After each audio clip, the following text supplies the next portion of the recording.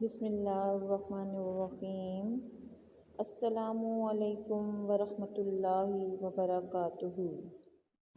Dear students, مجھے امید ہے کہ آپ بلومنگ اسکالرس اکیڈمی کے پلیٹ فارم سے جاری کردہ ویڈیو لیکچر سے استفادہ اٹھا رہے ہیں۔ آج بحوالہ جماعت دہم مطالعہ پاکستان ہم اپنے ویڈیو لیکچر نمبر 2 کا آغاز کرتے ہیں، جو کہ بھٹو دور حکومت میں ہونے والے معاشی اصلاحات میں سے زرعی اصلاحات سے متعلق ہے۔ تو اس کے لیے آپ سب اپنی اپنی کتاب کا صفحہ نمبر 5 کھولیں۔ تو پیارے بچوں، بھٹو دور حکومت میں کی جانے والی چوتھی اصلاح جو معاشی حوالے سے کی گئی، اس کا عنوان ہے زرعی اصلاحات۔ جیسا کہ آپ جانتے ہیں کہ پاکستان ایک زرعی ملک ہے اور اس کے سرسبز و شاداب میدان اس کی خوبصورتی میں نہ صرف اضافہ کرتے ہیں بلکہ یہاں کی اکثریت آبادی کا پیشہ بھی زراعت سے منسلک ہے، کیونکہ یہ ایک زرخیز ملک ہے اور پاکستان کی زمین سونا اگلتی ہے۔ پاکستان کی یہی وجہ ہے کہ پاکستان کی اکثریت یعنی زیادہ تر آبادی کا پیشہ زراعت ہے۔ کھیتی باڑی سے ہی وہ روپیہ پیسہ کماتے ہیں اور اپنی ذاتی ضروریات کو پورا کرتے ہیں۔ بھٹو حکومت نے کسانوں کو استحصال سے بچانے کے لیے درج ذیل زرعی اصلاحات کا اعلان کیا۔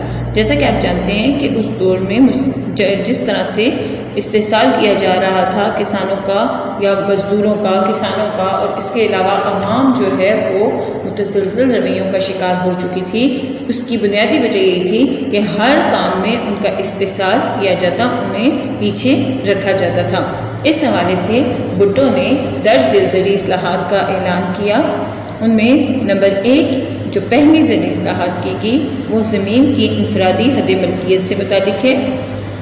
زمین کی انفرادی حد ملکیت 150 ایکڑ نہری اور 300 ایکڑ بارانی مقرر کر دی گئی، یعنی کسی ایک فرد کی جو حد ملکیت تھی، زمین کی ملکیت کی حد تھی، وہ 150 ایکڑ نہری زمین اور 300 ایکڑ بارانی زمین سے زیادہ نہیں ہو سکتی تھی۔ زائد زمینیں، یعنی اگر کسی شخص کے پاس 150 ایکڑ نہری اور 300 ایکڑ بارانی زمین سے زیادہ زمینیں موجود تھی تو وہ زمینیں زمینداروں سے لے کر مزارعین اور کاشتکاروں میں بلا معاوضہ تقسیم کر دی گئیں۔ مزارعین ہوتے ہیں کام کرنے والے، یعنی کھیتوں میں کام کرنے والے۔ یہ لوگ عام طور پہ جیسے زمین آپ کی ہوتی ہے اور اس زمین پر کام کر کے، جسے آپ لوگ پنجابی میں کہتے ہیں کہ آدھے پہ زمین رکھنا، اسے آپ اس زمین میں کام کرنے والے افراد کو مزارعین کہا جاتا ہے۔ کاشتکار طبقہ وہ ہوتا ہے جو کہ خود اپنی زمینوں میں کاشت کرتا ہے۔ تو انہوں نے ان میں سے بہت سی جو فالتو زمین تھی، جو ان کے پاس حد ملکیت سے زائد زمین تھی، وہ زمین لے کر مزارعین اور کاشتکار جو کہ کاشت کرنے والے لوگ تھے، جن کے پاس اپنی زمین کم تھی، انہوں نے بلا معاوضہ یعنی بغیر کسی رقم کے ان میں تقسیم کر دی۔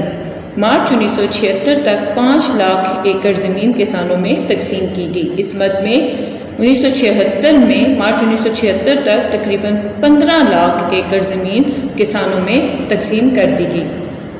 دوسرا پوائنٹ ہے وہ سرکاری ملازمین جنہوں نے ملازمت کے دوران اور ریٹائرمنٹ کے دوران 2 سال کے اندر زمین خریدی تھی۔ سرکاری ملازمین کی حد ملکیت، اس پوائنٹ کا آپ کا نام ہوگا سرکاری ملازمین کی حد ملکیت، یعنی وہ سرکاری ملازمین جنہوں نے ملازمت کے دوران اور ریٹائرمنٹ کے دوران 2 سال کے اندر زمین خریدی تھی، ایسے ملازمین کے لیے 100 ایکڑ زمین محدود کر دی گئی کہ جن سرکاری ملازمین نے ملازمت یا ریٹائرمنٹ کے دوران اگر 2 سال کے عرصے میں زمین خرید لی تھی تو ایسے ملازمین کے لیے حد مقرر کی گئی کہ انہیں صرف 100 ایکڑ زمین ان کے نام پر رہنے دی جائے گی اور باقی زمینوں پر حکومت کا قبضہ ہو جانے کی پالیسی بنائی گئی، جبکہ بقایا بچ جانے والی زمینیں جو ہیں وہ حکومت اپنی تحویل میں لے گی۔ فوجی افسران پر اس شک کا اطلاق نہیں ہوگا، یعنی جو فوجی افسران تھے، آرمی آفیسرز یا آرمی میں کام کرنے والوں پر اس شک یعنی اس نقطے کا اطلاق نہیں ہوگا کہ یہ کام فوجی افسران کے ساتھ یا فوج میں کام کرنے والوں کے ساتھ نہیں کیا جائے گا۔ تیسرا کام جو کیا گیا وہ تھا کہ تعلیمی اداروں یعنی کالجوں اور یونیورسٹیز وغیرہ کے علاوہ کوئی شخص مقرر حد سے زیادہ زمین رکھنے کا حقدار نہیں ہوگا. یعنی تعلیمی اداروں کے لیے اگر کوئی شخص کالج یونیورسٹی بنانا چاہتا ہو اور اس کے لیے اس زمین کی جو حد ملکیت مقرر کی گئی اس سے زیادہ زمین اگر ان کی ملکیت میں ہوگی تو وہ اس کے حقدار ہوں گے، لیکن ان کے علاوہ کوئی شخص مقرر حد سے زائد زمین رکھنے کا حقدار نہ ہوگا. تعلیمی اداروں کے لیے حد ملکیت، اس پوائنٹ کا نام پوائنٹ نمبر 4 ہے. تمام مالیہ اور آبیانہ زمیندار ادا کریں گے، مزارعین اس ادائیگی سے مستثنا ہوں گے. یعنی حکومت جو ٹیکس لیتی ہے، مالیہ اور آبیانہ ادا کرنا ہوتا ہے کسی بھی زمیندار کو، وہ زمیندار خود ادا کریں گے. مزارعین یعنی ٹھیکے پر کام کرنے والے اس ادائیگی سے مستثنا ہوں گے کہ وہ یہ رقم ادا نہیں کریں گے. نمبر 5 پوائنٹ پہ آ جائیں. نمبر 4 کو آپ پوائنٹ دیں گے مالیہ اور آبیانہ. نمبر 5 پوائنٹ ہے کسی بھی شخص کو استبل، مویشی فارمز اور باغات کے نام پر مقررہ حد سے زائد زمین رکھنے کی اجازت نہ ہوگی. استبل، مویشی فارمز اور باغات کے لیے حد ملکیت، اس پوائنٹ کا نام آپ لکھیں. یعنی اگر کوئی شخص استبل بنانا چاہتا ہو جہاں پر وہ اپنے گھوڑے رکھنا چاہتا ہو، مویشی فارمز بنانا چاہتا ہو اور یا باغات وغیرہ بنانا چاہتا ہو تو اس کے لیے زمین کی جو حد ملکیت مقرر کر دی گئی ہے اس سے زیادہ وہ زمین نہیں رکھ سکتا. نمبر 6 تمام شکارگاہیں حکومت نے اپنی ملکیت میں لے لی کہ جتنی بھی شکارگاہیں تھیں جہاں پر لوگ شکار کرتے تھے ان شکارگاہوں کو حکومت نے اپنی ملکیت میں لے لیا. البتہ تاریخی نوعیت کی شکارگاہیں مستثنا قرار دی گئی. یعنی جو تاریخی نوعیت کی شکارگاہیں تھیں، جو پرانی شکارگاہیں تھیں جن کے ساتھ ہسٹری ہماری وابستہ ہے، اس نوعیت کی شکارگاہوں کو اس شخص سے مستثنا قرار دیا گیا کہ وہ شکارگاہیں حکومت نے اپنی تحریر میں نہ لی. مالکان کو یک طرفہ طور پر مزارعین کو بے دخل کرنے کے حق سے محروم کر دیا گیا. مزارعین کو بے دخل کرنے کا حق. اب جو مل مالکان تھے یا جس طرح سے زراعت کے شعبے سے یا وابستہ لوگ یعنی زمینوں کے جو مالک تھے اور ان کے آگے مزارعین کام کرتے تھے، ان سے یہ حق لے لیا گیا کہ وہ مزارعین کو بے دخل نہیں کر سکتے. صرف بٹائی نہ دینے والے یا مسلمہ شرائط کی خلاف ورزی کرنے والے مزارعین ہی بے دخل کیے جا سکیں گے. جیسا کہ میں نے آپ کو بتایا کہ مزارع وہ ہوتا ہے جو آپ کی زمین پر کام کرتا ہے اور آپ کو اس میں سے حصہ دیتا ہے یا بٹائی دیتا ہے. تو اگر کوئی مزارع ایسا ہوگا کہ جو بٹائی نہ دے گا یا مسلمہ شرائط جو اس مقصد کے لیے عائد کی گئی ہیں اس کی خلاف ورزی کرے گا تو پھر صرف ان کو بے دخل کیا جا سکے گا. مالکان اپنی مرضی سے بغیر کسی وجہ کے مزارعین کو بے دخل کرنے کے حق سے محروم ہوں گے. پوائنٹ نمبر 8 دیکھیں.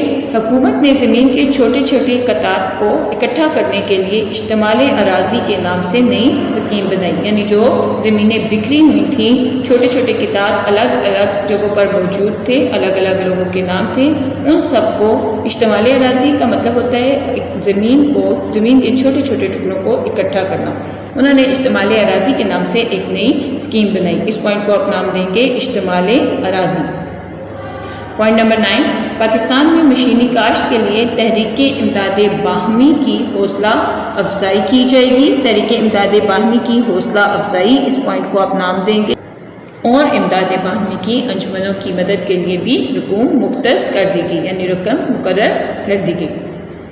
پوائنٹ نمبر 10 ہے ٹریکٹر اور دوسری زرعی مشینری خریدنے کے لیے کسانوں اور زمینداروں کو آسان اقساط پر قرضے دیے جائیں گے کہ جو لوگ کسان ہیں یا زمیندار ہیں ان کو آسان اقساط پر قرضے دیے جائیں گے تاکہ وہ ٹریکٹر اور دوسری زرعی مشینری خرید سکیں اور اپنے زراعت کے کام کو آگے بڑھا سکیں. تو پیارے بچوں، بھٹو کے دور حکومت میں 1971 سے لے کر 1977 تک جو معاشی اصلاحات ہوئی اس کے اہم پہلو جن میں نمبر 1 ہے صنعتوں کو قومی تحویل میں لینا، نمبر 2 بینکوں اور بیمہ کمپنیوں کو قومی تحویل میں لینا، نمبر 3 لیبر اصلاحات اور نمبر 4 زرعی اصلاحات کے حوالے سے آج ہمارا ٹاپک ختم ہو گیا ہے.